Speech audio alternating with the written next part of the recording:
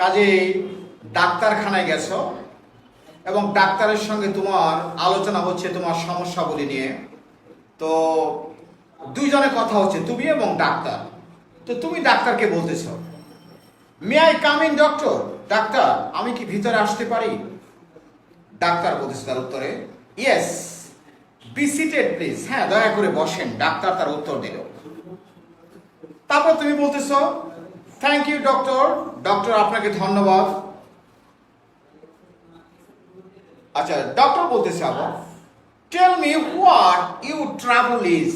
Doctor বলছে, তোমার সমস্যা কি সেটা আমাকে বলো।